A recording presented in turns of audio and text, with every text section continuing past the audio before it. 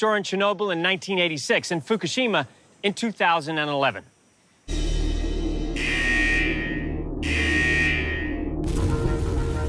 The Fukushima Daiichi nuclear power plant has reportedly lost control. Streaming out of the Daiichi complex. This is a catastrophic disaster. Radiation is still too high for people to live here. It spewed radiation across dozens of towns, triggering a 12-mile evacuation zone that's still partially in effect today. The plant itself is still the most hazardous site. Person be able to survive in there? A couple of minutes. You would get so much radiation damaging and killing your cells that your organs would start to fail. There may be some way to clean it up in 20 years or so to make it livable, but it's an incredibly daunting task. Japan says the cleanup effort is working, and towns on the edge of the evacuation zone are safe to resettle.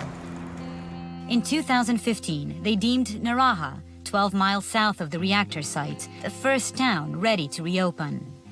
Yet, less than half of the 7,400 residents returned. How long have you lived here for? Wow.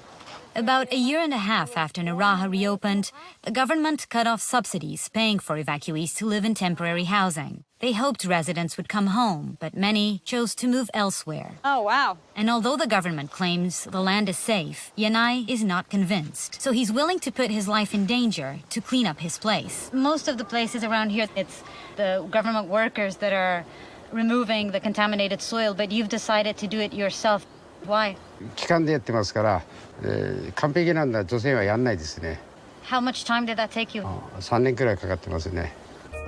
海近い、山近い、で観光の客もね、結構来られてた。7年が過ぎましたね。